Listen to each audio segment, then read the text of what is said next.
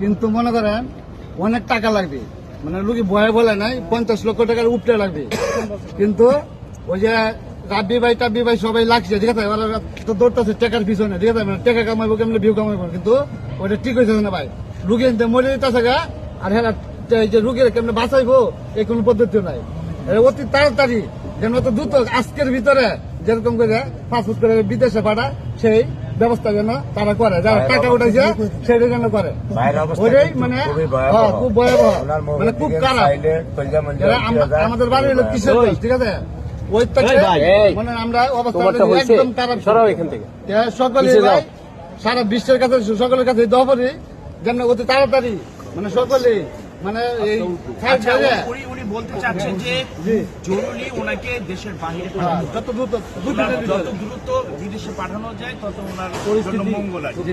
পরিস্থিতি খুবই খারাপ। আর আমার মনে হয় যে আমাদের স্বাস্থ্য ব্যবস্থা এখনো এত উন্নত হয় না, দ্রুত এই লিভার এই ধরনের প্রতিস্থাপন করার মতো। আমার মনে হয় দ্রুত ওনাকে বিদেশে পাঠানোই ভালো হবে। ওনার পরিবার বলবো তাড়াতাড়ি মানে 2 দিনের ভিতরে পাঠা দিতে হবে।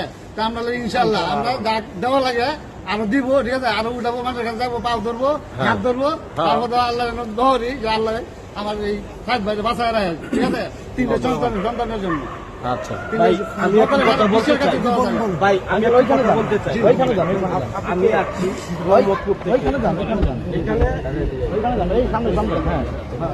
এখানে মূলত আবু সাহেবের আপন বলতে কেউ আছে নাই।